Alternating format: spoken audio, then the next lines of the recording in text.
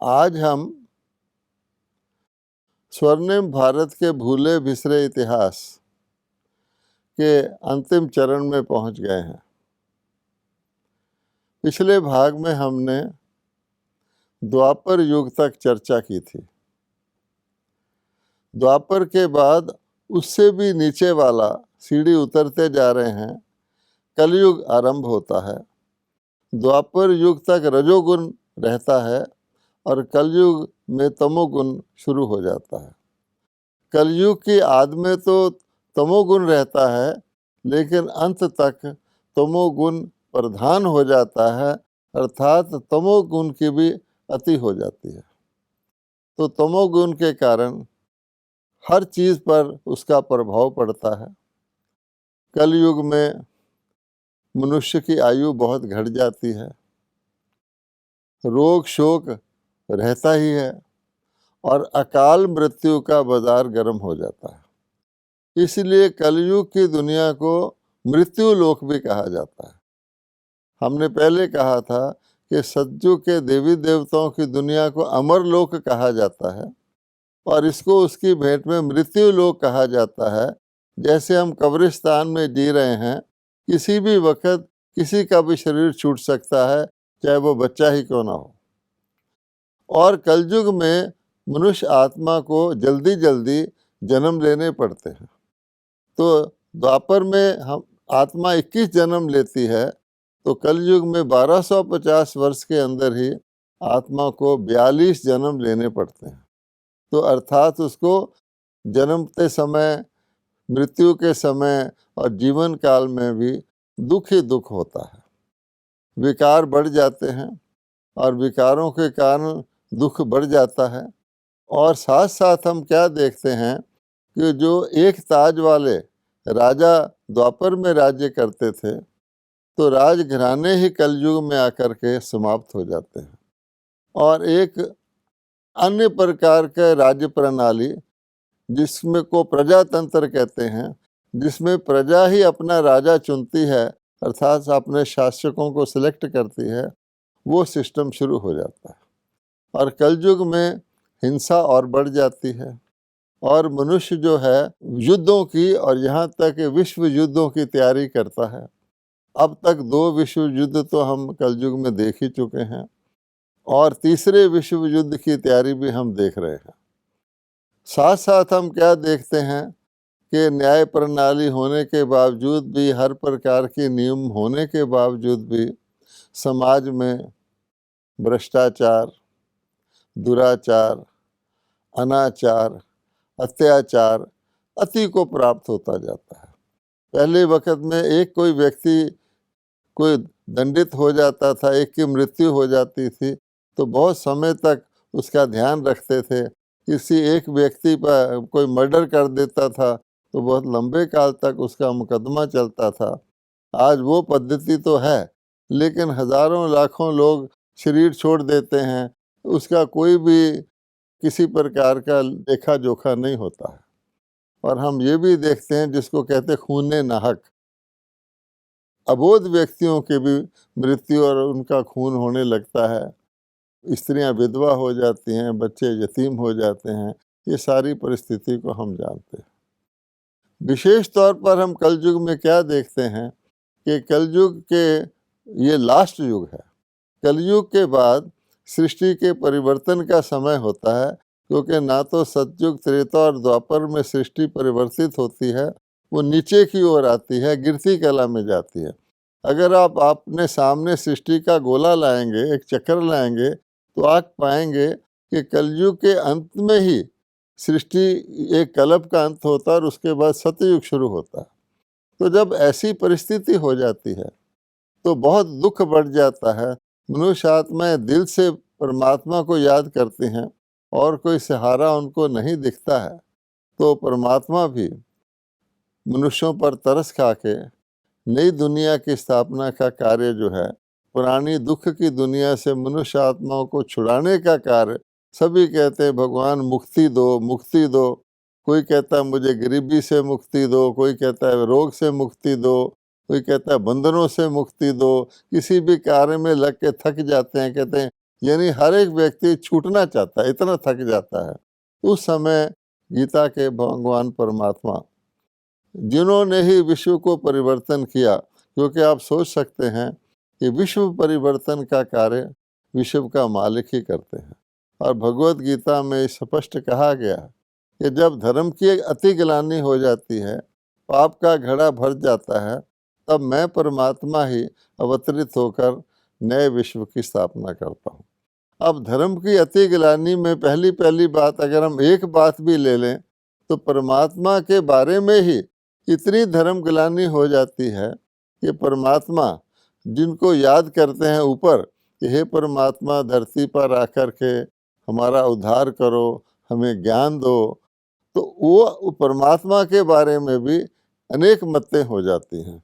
एक तरफ हम सब सारे लोग ये जानते हैं कि शिव परमात्मा है, परमात्मा निराकार हैं, और हम शिव को ही, निराकार ज्योति स्वरूप शिव को ही परमात्मा ने नमः कह करके, शिव परमात्मा नमः कह करके नमस्कार करते हैं।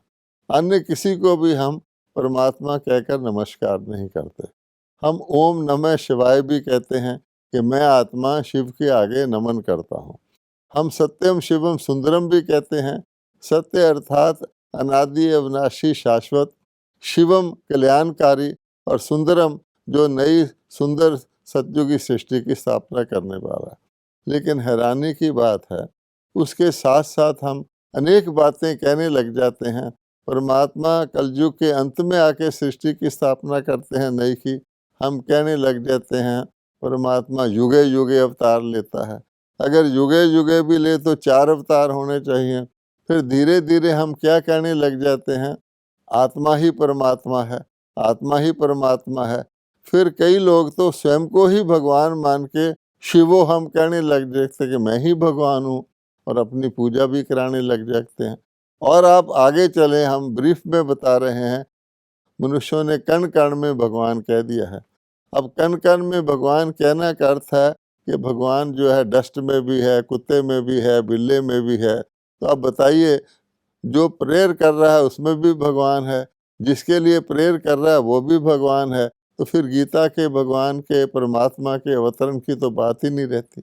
इसी को अति धर्म ग्लानि कहा जाता है। सारे मूल्यों का ह्रास हो जाता है, तो परमात्मा उस समय अवतरित होते हैं। और वो समय वर्तमान समय चल रहा है, क्योंकि आप सब देख सकते हैं कि भयंकर परमाणु शस्त्र तैयार हो चुके हैं। और ये परमाणु शस्त्र कोई रखने के लिए तो बने नहीं हैं। बहुत प्रयत्न करते हैं, बहुत संधियां करते हैं, लेकिन अंदर ही अंदर परमाणु शस्त्रों को और रिफाइन करते जा रहे हैं, करते जा रहे हैं। और अब तो ये हालत आ गई है कि शस्त्रों को रखने वाले भी उनसे भयभीत होने लग गए हैं कि कहीं ये शस्त्र चल गए, या दूसरी साइड ने पहले शस्त्र चला दिया, हमारा तो सत्यानाश हो जाएगा। ये नहीं समझते कि चाहे कोई भी चलाए, कहा जाता है जो दूसरे के लिए खड्डा खोदता है खुद उसमें गिरता है। ये शस्त्र ना भी चलाएं तो टेक्नोलॉजिकल मिस्टेक से भी, अचानक गलती से भी ये चल जाएं, तो सृष्टि का हाल क्या होगा। लेकिन भगवान कहते हैं कि इस विनाश में भी कल्याण है, क्योंकि हम जानते हैं कि परमात्मा के 3 कर्तव्य हैं, स्थापना, पालना और विनाश।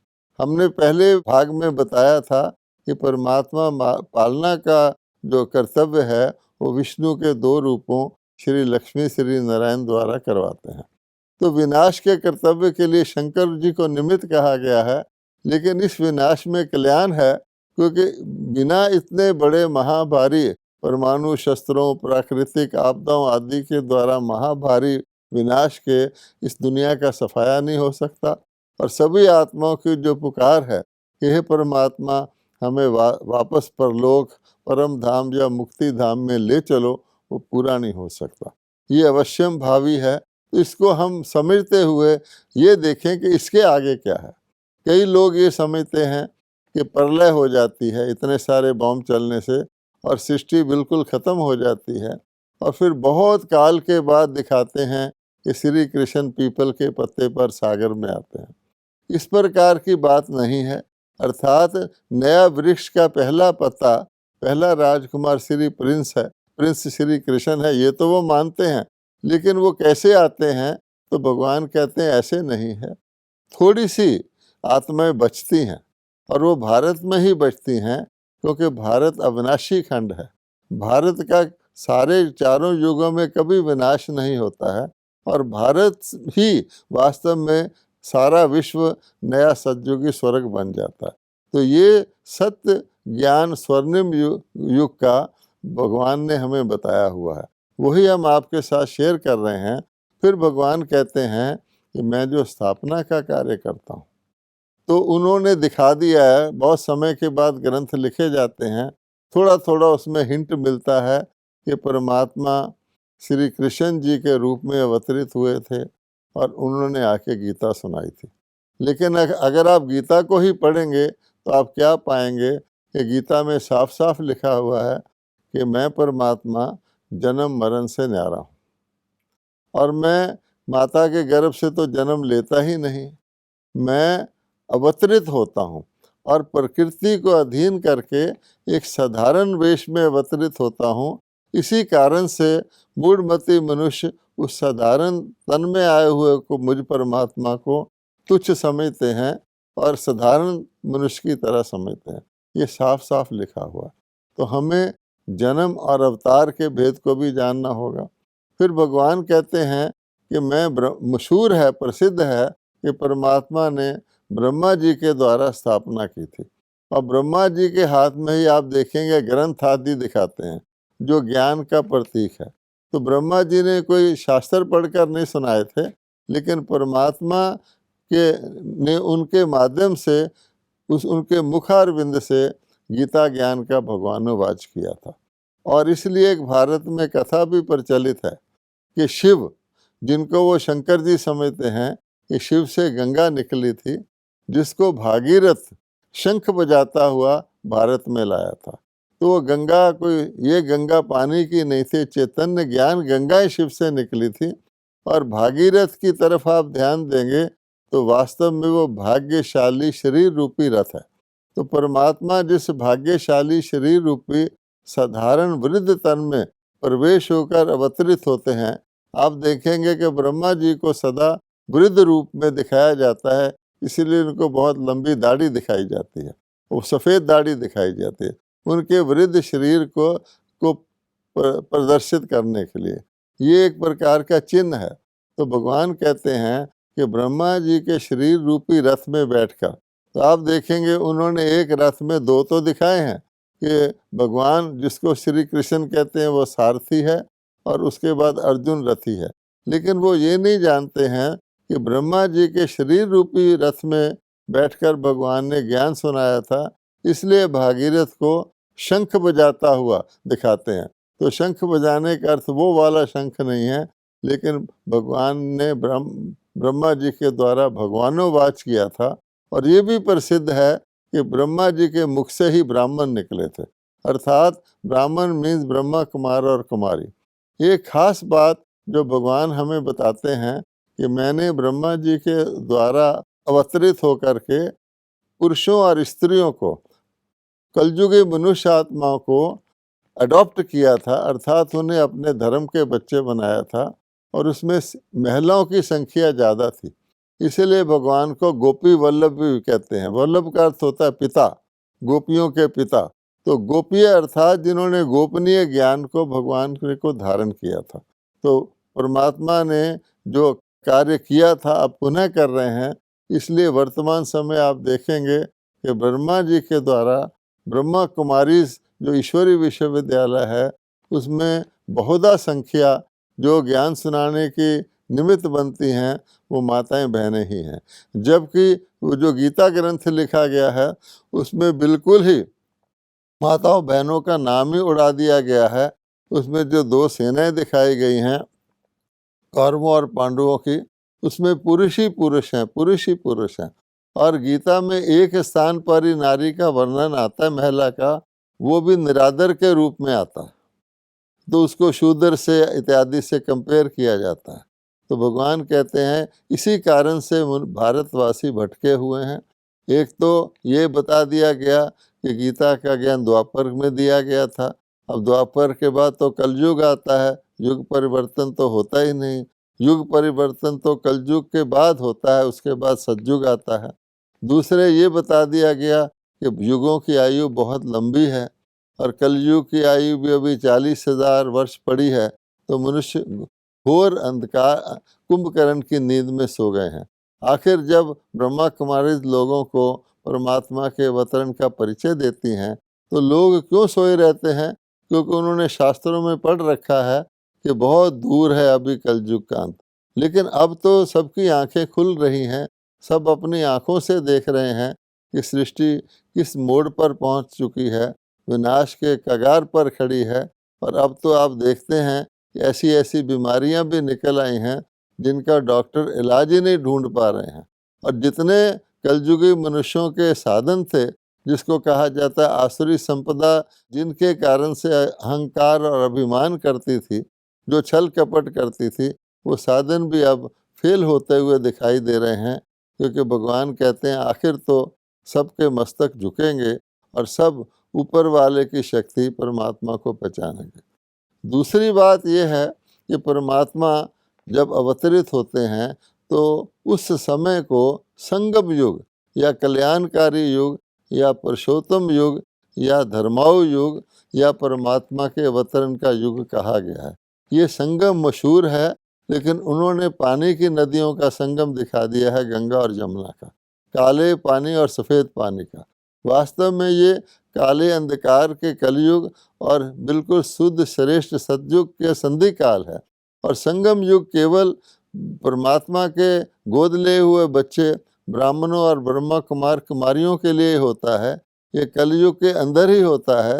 अन्य आत्माएं अपने तमो प्रधानता के कारण से और नीचे गिरती जाती हैं, जबकि उसी युग में परमात्मा के अडॉप्ट किए हुए चिल्ड्रन जो हैं, ब्रह्मा कुमार और कुमारियाँ, वो अपने आप को पावन बनाने के लिए परमात्मा से ज्ञान धारण करती हैं, परमात्मा से योग लगाती हैं। और ख़ास बात अब ये भी सब लोग जानते हैं कि योग भारत का प्राचीन योग बहुत प्रसिद्ध है। और गीता में ये भी कहा गया है 4थे अध्याय में कि बहुत काल से जो योग प्राय लुप्त हो चुका है, पहले मैंने सिखाया था, अब मैं पुनः आकर के सिखा रहा हूँ।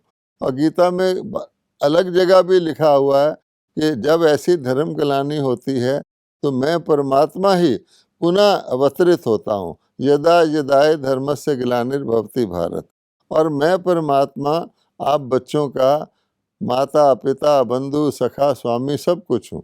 अगर आप गीता के पुस्तक को खोलेंगे तो प्रथम पृष्ठ पर ही ये लिखा हुआ है, तमेव माता च पिता तमेव तमेव बंधु च सखा तमेव, ये सारा लिखा हुआ है। लेकिन अब आप सोचिए कि एक तरफ ये लिखा हुआ है, दूसरी तरफ श्री कृष्ण जी को गीता का भगवान मानते हैं, तो श्री कृष्ण जी तो सर्वात्माओं के माता पिता बंधु सखा स्वामी सब कुछ नहीं हो सकते। श्री कृष्ण जी तो सब जानते हैं, उन्होंने शारीरिक जन्म लिया था माता के गर्भ से, और सारी कहानी बनाई हुई है कि किस प्रकार से उनको जमुना के पार ले गए थे, कारागार के ताले खुल गए थे। उस जन्म को जो वास्तव में माता के गर्भ से लिया गया था, उसको असाधारण दिखाने के लिए, उसको अवतार का रूप बताने के लिए इस प्रकार की सारी कथा बनाई गई है कि जमुना तूफान में थी, जमुना ने रास्ता छोड़ दिया, फिर एक बारिश हो रही थी तो एक सांप आ गया, उसने टोकरी में श्री कृष्ण को साया कर दी। इन सब बातों का आध्यात्मिक भावार्थ है। लेकिन वास्तव में परमात्मा कहते हैं मूल बात यह है, मैं तो जन्म मरण में आता ही नहीं। और श्री कृष्ण जी तो देवता हैं, 16 कला संपूर्ण सतयुगी देवता हैं।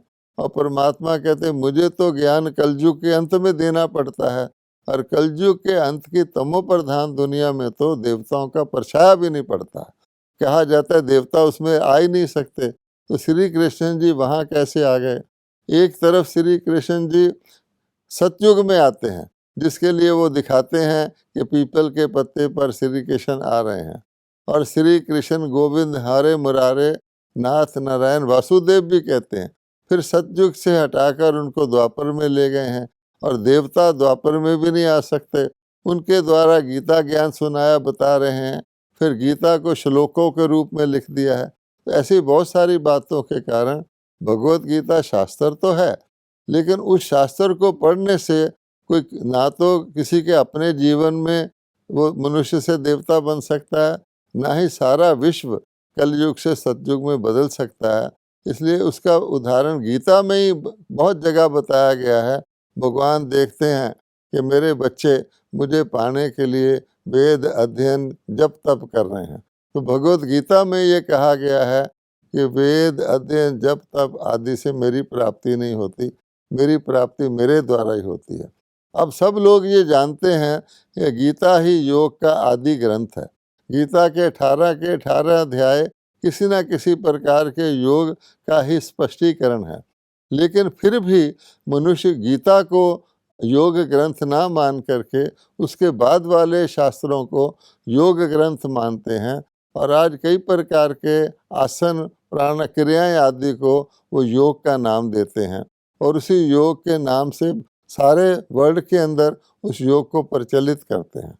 उससे थोड़ा बहुत शारीरिक लाभ तो होता है, लेकिन आप सोचिए कि योग एक बहुत अलग चीज़ है। योग का मतलब ही होता है जोड़ना, आत्मा को परमात्मा से जोड़ना। और भगवत गीता में कहीं भी आसन वगैरह सिखाने की बात नहीं कही गई है। ये बाद की बातें हैं जिससे थोड़ा बहुत शारीरिक लाभ, स्वास्थ्य लाभ लोगों को होता है, वो करते रहना चाहिए। लेकिन क्या कोई बीमार व्यक्ति इस प्रकार के आसन कर सकता है? क्या कोई बुजुर्ग व्यक्ति इस प्रकार के आसन कर सकता है? जिस प्रकार के आसन दिखाए जाते हैं, बहुत कम लोग जो ऑलरेडी स्वस्थ हैं वो ही कर सकते हैं।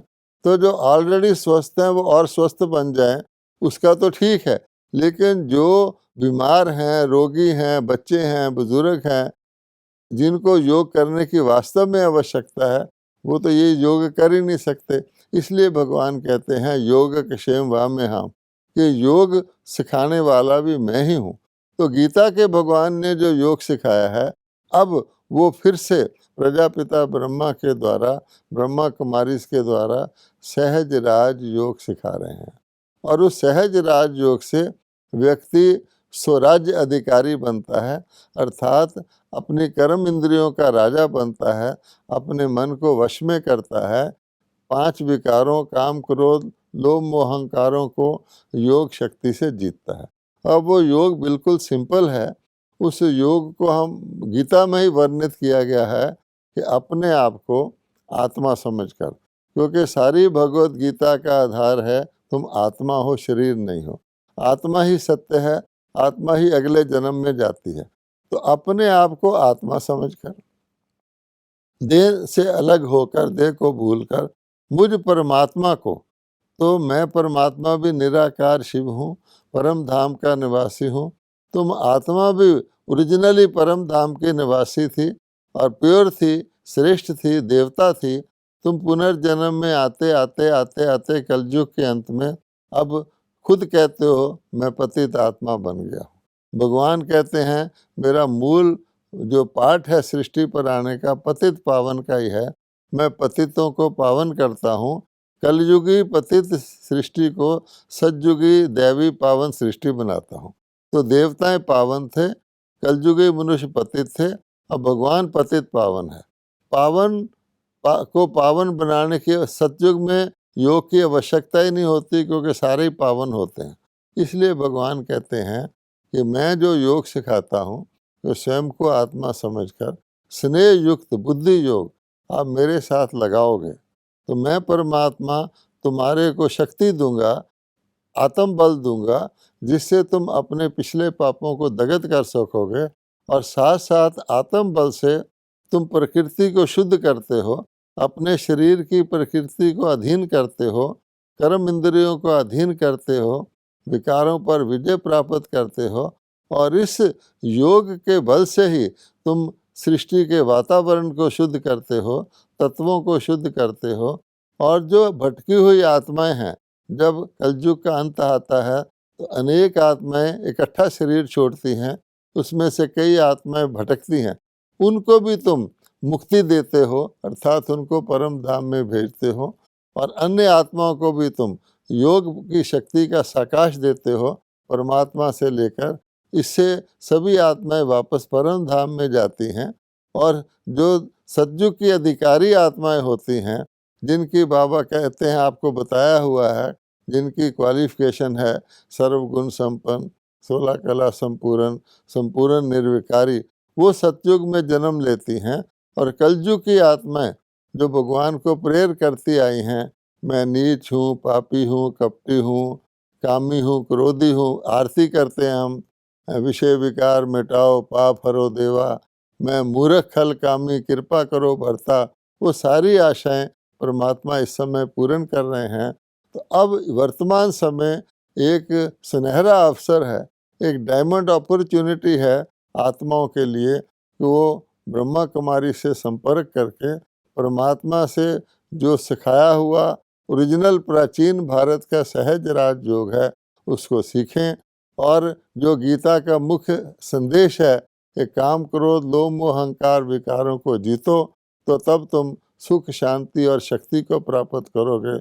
वो उत्तराधिकार ईश्वर का वर्तमान समय प्राप्त कर सकते हैं। तो इसके साथ ही ये जो भूला बिसरा स्वर्णिम इतिहास है, जिसको आज लोग नहीं जानते हैं, वो कह देते हैं स्वर्ग ऊपर है, देवलोक ऊपर है, नरक पाताल लोक नीचे है। ऐसी कोई बात नहीं है। ये तीन लोक जो हैं, एक आत्माओं का लोक है, निराकारी लोक है, एक शरीरधारियों का लोक है, ये साकार लोक है, और बीच में सूक्ष्म फरिश्तों का लोक है। ये सारी जानकारी भी आप ब्रह्मा कुमारी के किसी भी केंद्र से प्राप्त कर सकते हैं। ओम शांति।